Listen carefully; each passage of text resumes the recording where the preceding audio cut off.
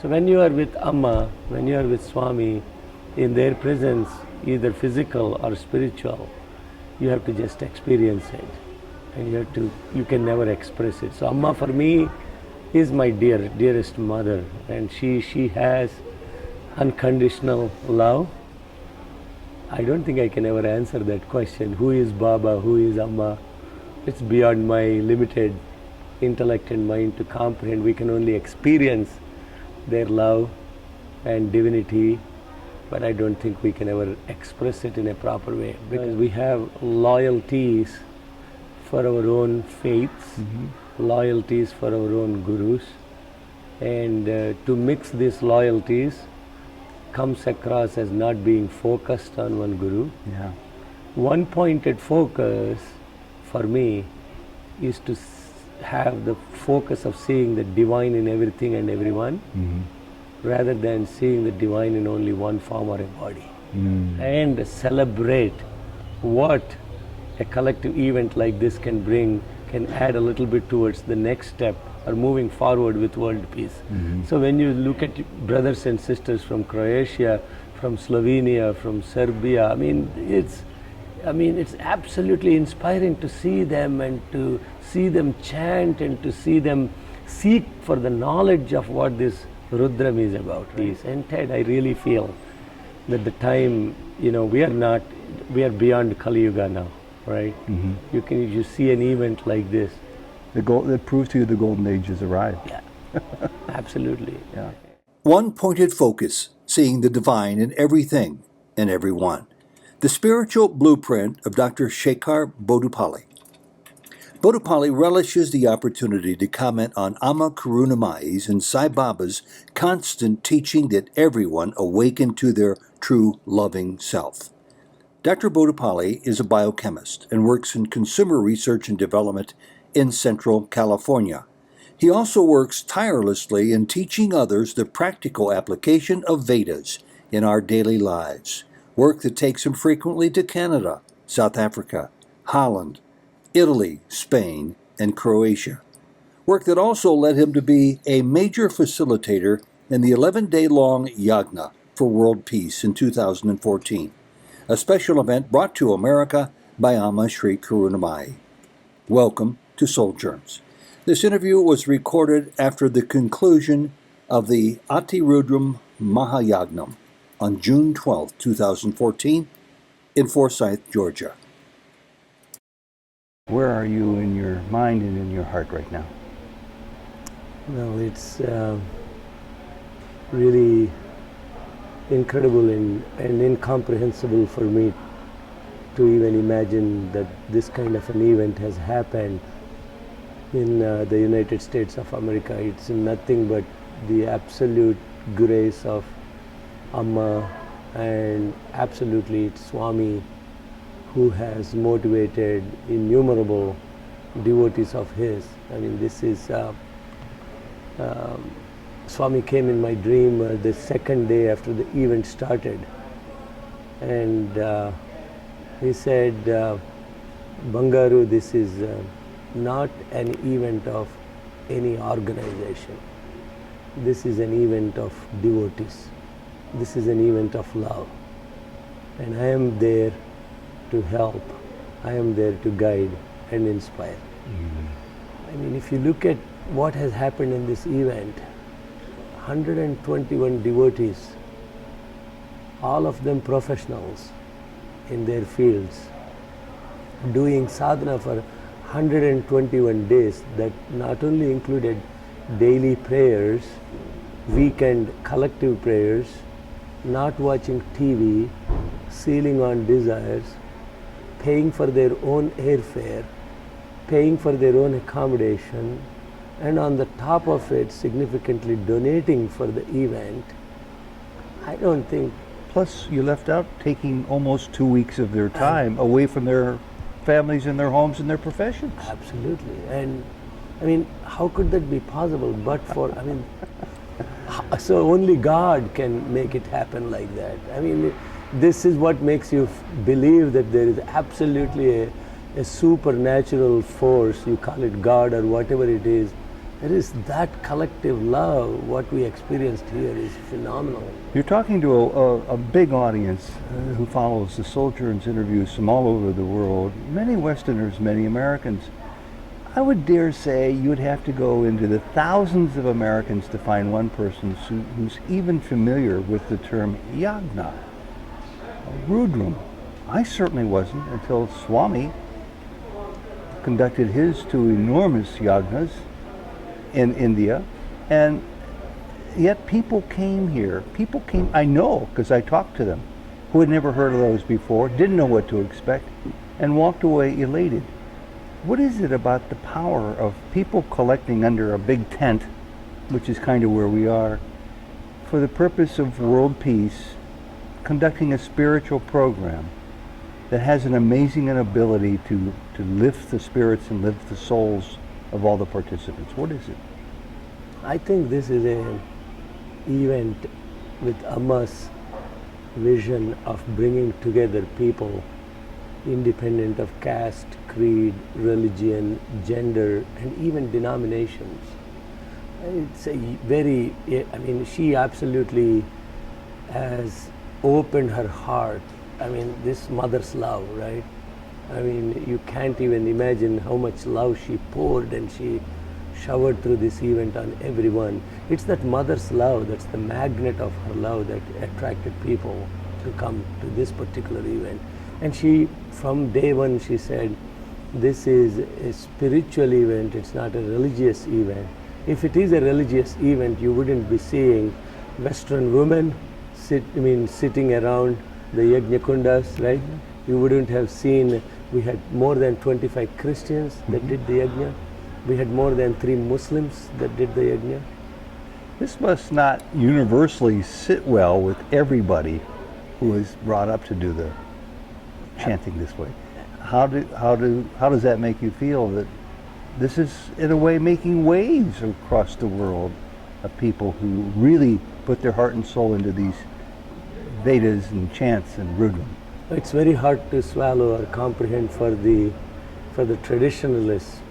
I mean, that's where Amma's love really, I mean, if there is a golden era where people have to go beyond these barriers of associating themselves with a particular faith or a denomination and open the heart for truly the humanity, I think we experienced that particular aspect in this event. So basically what I'm trying to say, Ted, is there is religion, there is dharma. Mm-hmm. Religion is what you believe in. Dharma is what you have to live with. Mm-hmm. What Sanatan Dharma is not your faith. It is absolutely what a human being should be and must be doing. Mm-hmm. And what is that human being should be and must be doing? It is to pray that all the beings in all the worlds have happiness and peace. And so what Amma has done is, we talk about all these things, but so grateful to her that I said it the other day in the Yagna, Swami planted the seed of not learning Vedas, but actually practicing the tenets of Veda in our daily life.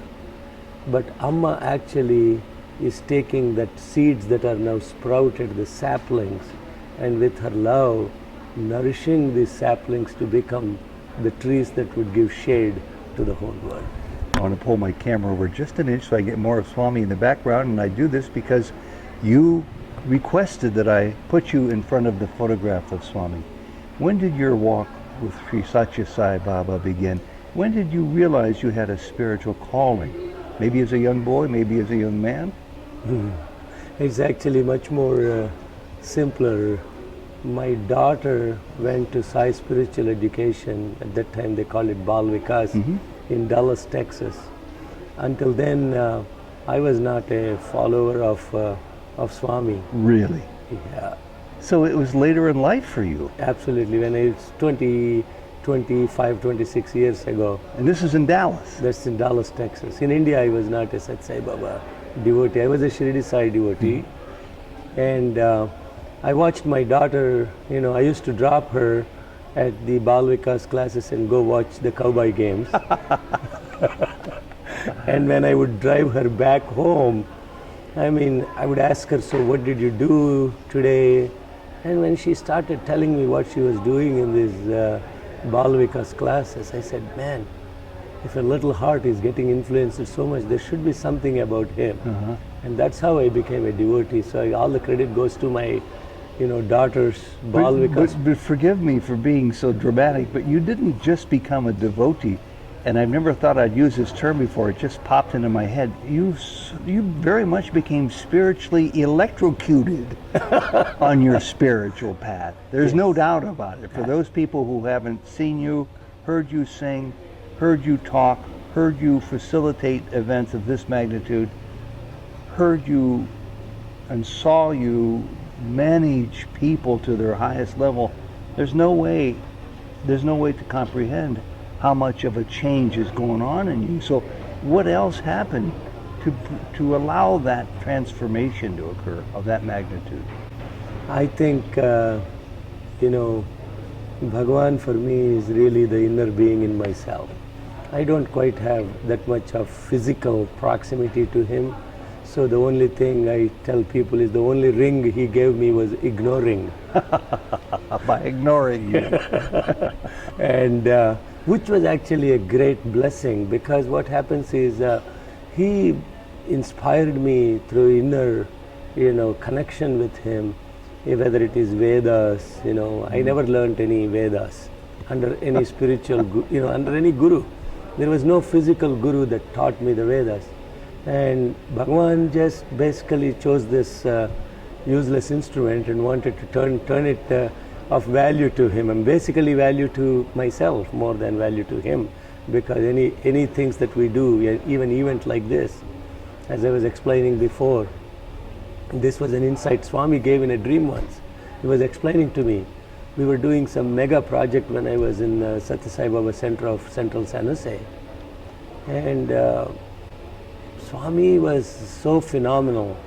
And when you do projects like this, you're like, then I go and ask him, Swami, all this organizational friction and all this stuff. Then he said, look, if there are rocks under a river bed, they will stay as rocks forever. Only when the river flows, they will try to collide with each other and become pebbles, and ultimately the divine stones with divine energy. That river flowing is my grace flowing. So he threw you right into the riverbed. He did. He did, yeah. Because you've this past 11 days, many more than that really for you, you had to come to terms with all sorts of people in leadership positions and organizational positions, which is never an easy walk for anyone. And it ended on such a successful note, as Amma proclaimed last night, over and over again to all the volunteers and all the participants. As a journalist and as a spiritual seeker, I'm just amazed at the magnitude of such an event being carved out of whole cloth. 20 acres of abandoned farm fields in rural Georgia being transformed as they were. So something must have been planted in you even before you became spiritually aware. You said you were not a follower of Sai Baba, but when did you realize you were on a spiritual pilgrimage of your own as a young man? Well, my connection with Swami, as I was mentioning before, was through Shirdi Sai. I was a devotee of Shirdi Sai since childhood, and but even before that, my fundamental upbringing was in Ramakrishna Mission, which is another great spiritual organization, and I was actively involved with that organization. So the seeds were planted, right? So from childhood, but there is a timing when, really, I tell everybody, everything is divine, but God is Satya Sai Baba. And because it's only God who can actually, really, I look at this event and this thing, it's not human. It's not human. It's not, and yet there's always people on the outside looking in who are ready to throw stones at which anybody's about. And the one question that I think would be helpful to those who are a little unsure, they may be loyal Amma devotees, they may be loyal Baba devotees. How do you find it in your heart to reconcile both of them in equal terms? And they would say, no, you can't make Baba equal with anybody else. Baba's Baba. Well, how do you handle that matter? I'm sure it comes up from time to time. Oh, absolutely. I mean, that's how can we have world peace if we very simply are attached to the identities, not only with our bodies but with our own gurus? Yeah, yeah. I mean, when we realize that, you know, I mean, of course you have loyalties. That's what I'm saying. Faith is different from dharma. Mm-hmm. Swami for me is dharma. Duty. Duty. It is even not duty is probably not there is no translation for the word dharma in English, but it's a way of life that is fundamentally core to the self, right? Mm-hmm. So for me, Swami is beyond any of these aspects of ritual or a particular religion or a faith, etc. And the motivation for me to get attracted to Bhagavan is that fundamental tenet, which is there is no barrier of identity associated. When I came to Baba, I truly spiritually got connected to every Christian, to every Muslim, to a Jew. And I really felt my heart has opened up just by those few sayings of his. Isn't that one of his top 2 or 3 messages? Absolutely. Unity? Absolutely. And that there is only one after all? I mean, there's nothing to unite if there is only God. Absolutely. But before you get to the God part, you have to get to the unity part to get beyond it to the oneness. I mean, that's an oversimplification of Baba's message and Amma's message, but that's how I understand them. And every organization has to do their job, right? Swami doesn't belong to a particular organization. I don't think Amma does either. And neither Amma does. She's her own person, and she's proven. But I do understand that organizations have their fiducial responsibilities. Sure. And they have to do their dharma, they have to do their duties. So I have no problem with that. But it can, see, Swami Vivekananda says very beautifully, in the East we have spiritual freedom and restriction of how you behave in the society. In the West we have spiritual restriction, but lot of freedom of what we can do with our bodies. Yeah. So the context of spirituality is freedom means unless it frees up ourselves, it's no longer spirituality. If we keep falling into this cocoon of our own way of thinking about Swami, Amma, or any spiritual guru, you know, this beautiful parable by Ramakrishna Paramahamsa that says 4 ladies bringing water from a lake, each one calling aqua, water, pani, vari. So each one is calling Different names. but they're carrying the same substance. Why, even though people brand Veda as belonging to Hindu religion, but the core of the Vedas is nothing to do with any religion. And that's one of the points that Amma really wants us to make, and it's a real challenge for a person like me, because I cannot help but to come to, let's say, Guru Purnima, or let's say one of the big celebrations of the year, or to the Yagna, which is the first and biggest celebration of its kind in this part of the world ever, without people who are new seeing the trappings of one religion, Hinduism, and yet the place might be filled with Muslims, Christians, non-believers, and Hindus alike. I know that's a concern, and I'm trying to know how to handle that best. What do I say to people, and we're doing it right now through this interview, to let them know that, just as you said, it's not about religion. It's about something much more pervasive than that. Help me to understand how to communicate that better. Well, I was getting there in the context of, if you really understood the inner connection of what these chants are. They do not point to any particular God per se, but they do point out to that supreme consciousness. So I was giving you the example of 4 ladies carrying water from the lake, call them different names, but if you don't know what the other person's language is, you didn't understand it. However, if you went to at least high school and you know that that substance is called H2O, right? Then you know it's all the same. And you know it's all the same, but everyone understood it the same way, right? They not only understood it independent of their linguistic barrier, they understood how even that substance came into existence by combination of 2 parts of hydrogen and 1 part of oxygen. That's well put. I appreciate that. You've said now that Baba hasn't given you any ring except for the ring of ignoring you.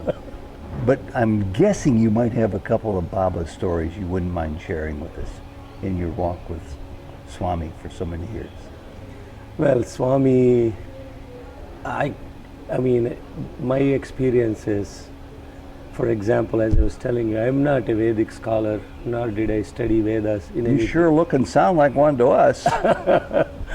And for me, His grace is, back in 2001 or 2, when I started, the Veda classes in California at the request of some of the devotees. At that point, I was really, really not into Vedas or anything. Bhagavan just blessed me and he said, you do my work and I'll take care of the rest.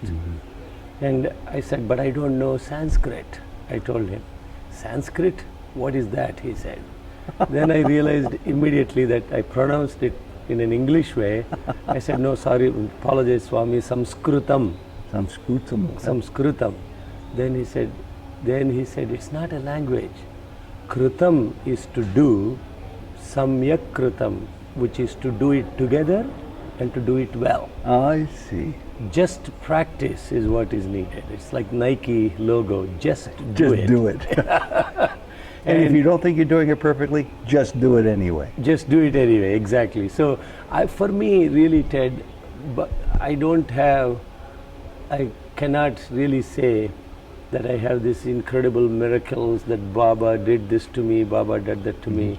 What you're seeing, if you knew me 30 years ago, who Shekhar was, to see what Shekhar is, that was a larvae and this is a butterfly. And I'm still a long way to go and fly, but what I'm trying to say is, he really inspired me from inside. And the connection he has given me to the incredible depth of the Vedic knowledge and how that applies to every walk of life. And as a teacher, I know you just don't restrict yourself to a handful of people here and there in San Jose, California, now Sacramento, California, where you reside. Probably before that, and was it Phoenix, or I'm not sure where it was. I was in St. Louis. St. Louis. But also, as I learned firsthand here in Georgia by interviewing quite a few Baba devotees from Croatia and other parts of the world, Bogota, Colombia, and Venezuela, and Mexico, and who were all part of this program, who were taught by you because you would get on an airplane 7 or 8 or 9 times and go to Croatia to teach people who wanted to learn how to do this. I mean, that's carrying Baba's duty to the highest possible limit. It's all His grace, and to whom it is given is from whom much is expected. And Swami says, knowledge has to be in circulation. The only way you care is by sharing. And if you stagnate blood, if you stagnate food, you stagnate money, and you stagnate knowledge, then the society will get stifled. So what He has given to me is only to be given back to His creation and to His people. And even this event for me, I'm speaking quite frankly and honestly, for me the motivation for this event is really Swami's devotees and Amma's devotees, who my first priority was to serve them and to bring them together under one umbrella and celebrate what a collective event like this can add a little bit towards the next step or moving forward with world peace.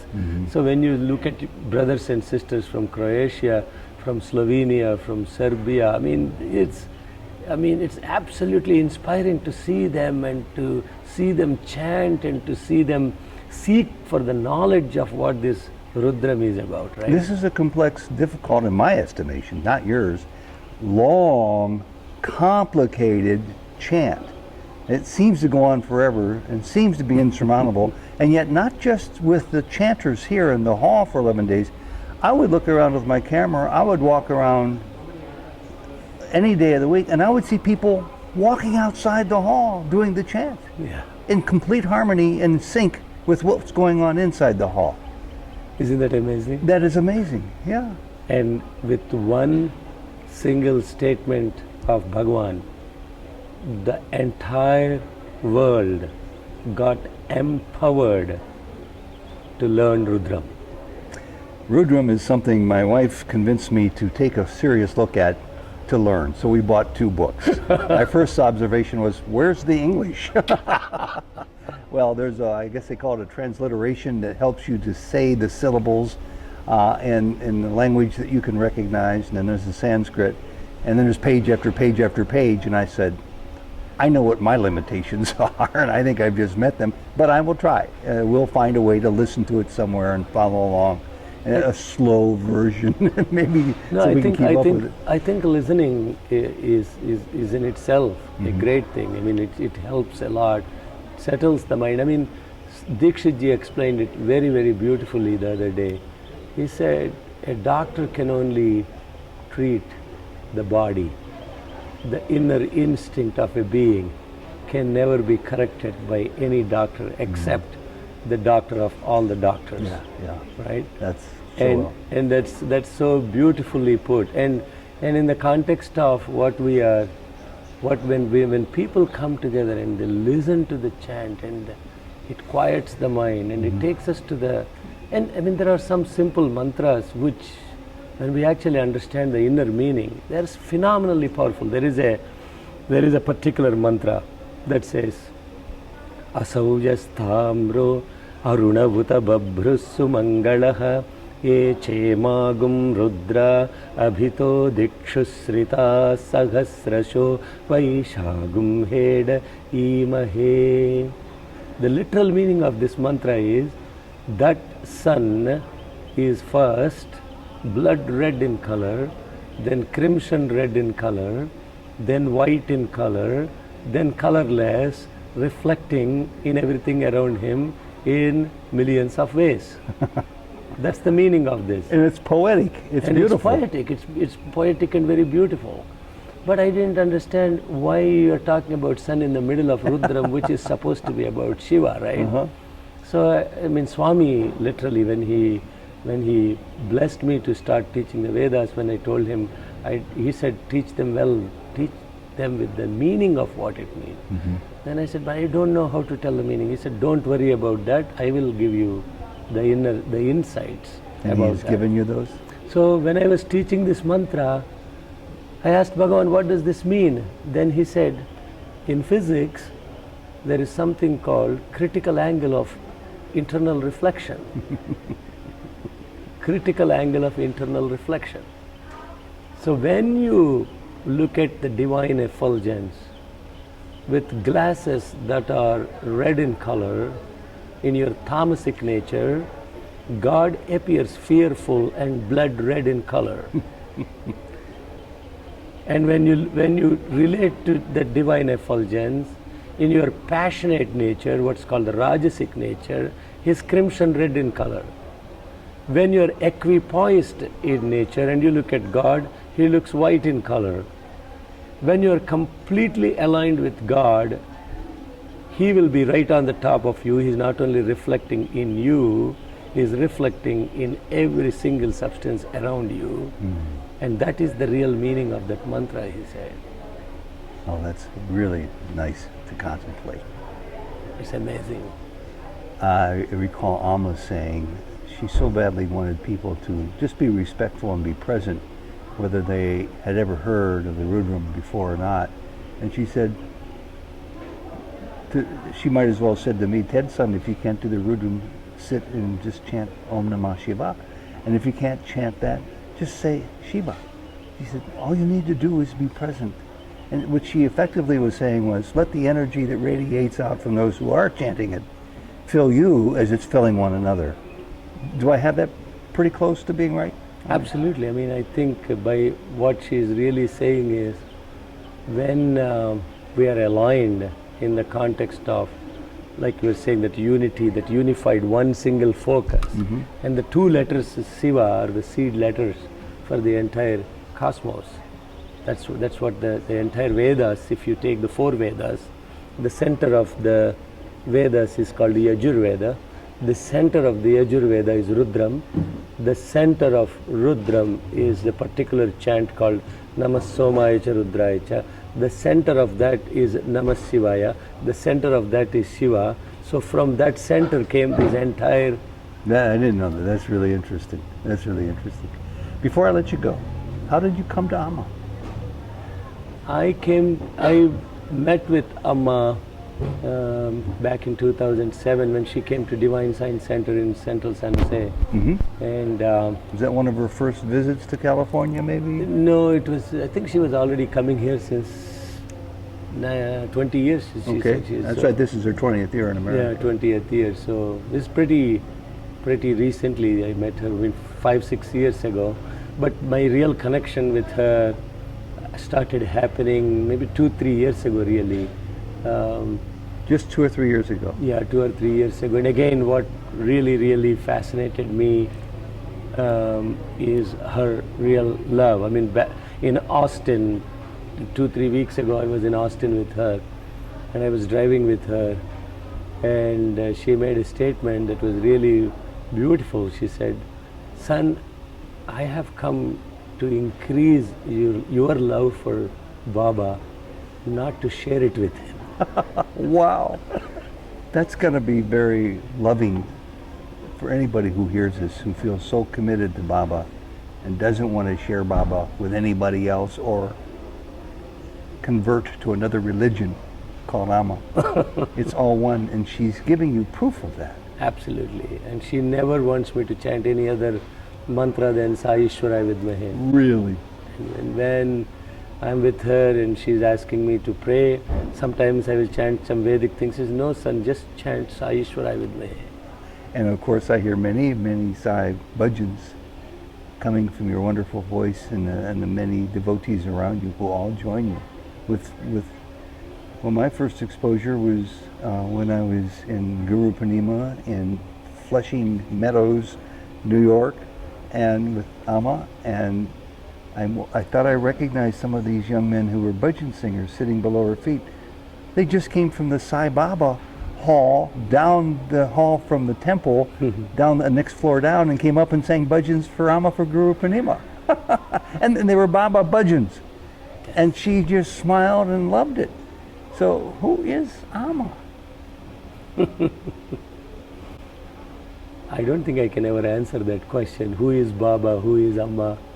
It's beyond my limited intellect and mind to comprehend. We can only experience their love and divinity, but I don't think we can ever express it in a proper way, because somebody asked Ramakrishna Paramahamsa, you go into this trance of this nirvikalpa samadhi, right? I mean, completely thoughtless meditative state. So what happens in that state? How do you feel in that state? And what was the answer? And his answer was, okay, give me a salt doll, and I go to the middle of the ocean and I ask this salt doll to go inside the ocean, come back and tell how deep it is. Will the salt doll ever remain to come back? So when you are with Amma, when you are with Swami, in their presence, either physical or spiritual, you have to just experience it, and you can never express it. So Amma for me is my dearest mother, and she has unconditional love, and she is absolutely my God. I mean, it's sometimes, I even, like she has been sitting here for 10-12 hours. The other day she came here at 4 o'clock in the afternoon and left at 11 o'clock. all these 7 hours in the hall. And at the end of the day, I was asking, Amma, please, we want you to retire. I said, son, how can I go? There's so much love here. This is my food. And she came down from the stage.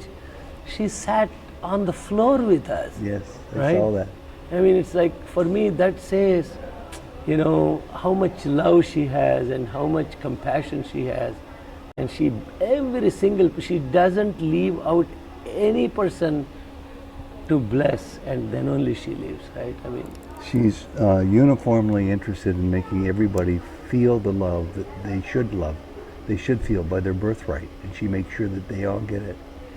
Baba's been gone for over 3 years now. Is there any concern or worry in your mind about people's interest, especially among the young, fading or receding because his physical form is no longer here? I mean, that definitely probably had, in my analysis, for me, actually, Baba's physical departure had absolutely no influence on me. Because, as I said... For me as well. In fact, sometimes I wonder if I don't feel even more close to him. Exactly. In a way, we are really, truly blessed. Because we always connected to him remotely anyway, right? And so for me, his more, I mean, like you said, I mean, when I connect to him, he was always there in a spiritual way. He is there, so no impact on me. But I do see that, you know, people were missing him a lot for the first year or so. But he's now showing his presence, like just now you saw on the stage his footsteps, right? Yeah, right?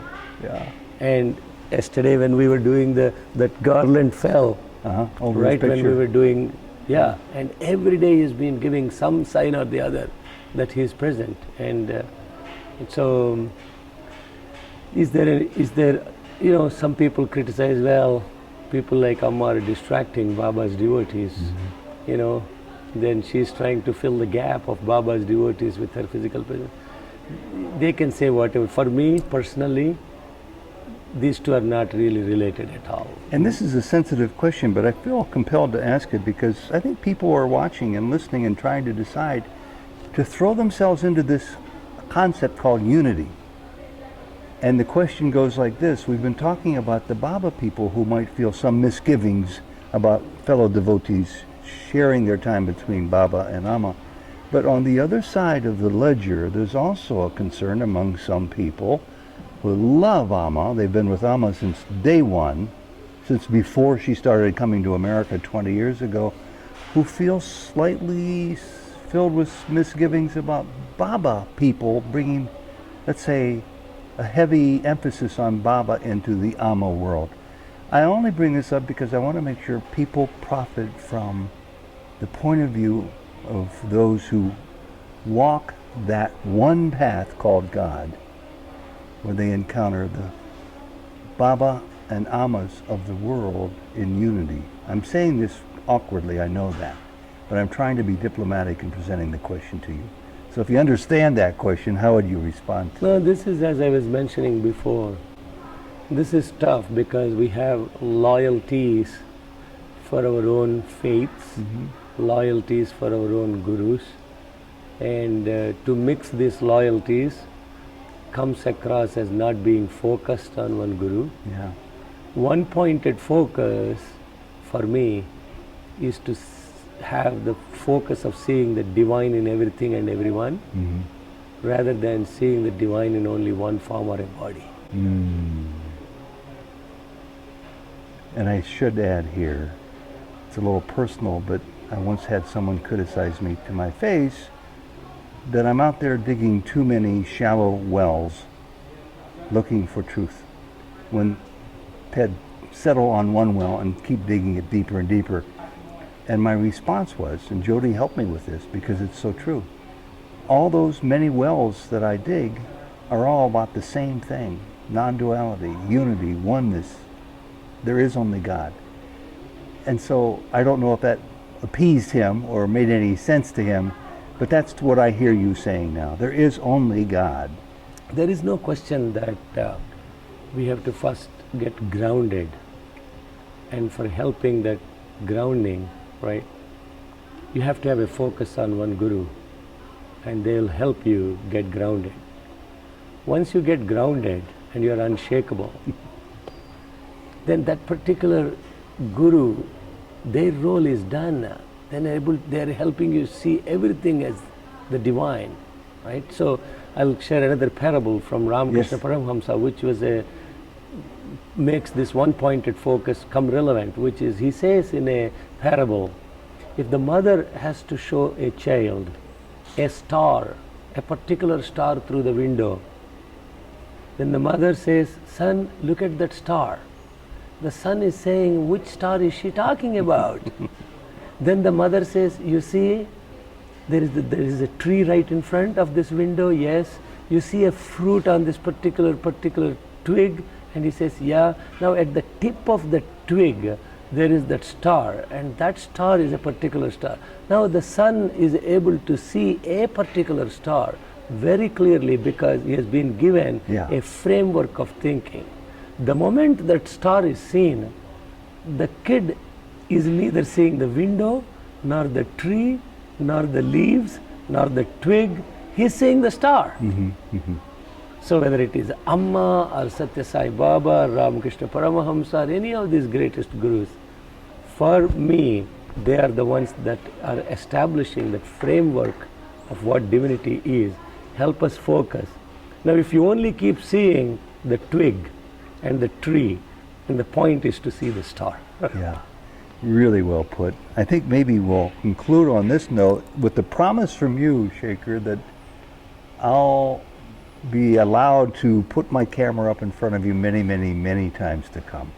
Because there's so much hurt in the world, coupled with so much thirst for knowledge, spiritual awareness in the world, that this is what Jody and I want to do with the rest of our lives. I know what you're doing for the rest of your life. There's no doubt about it.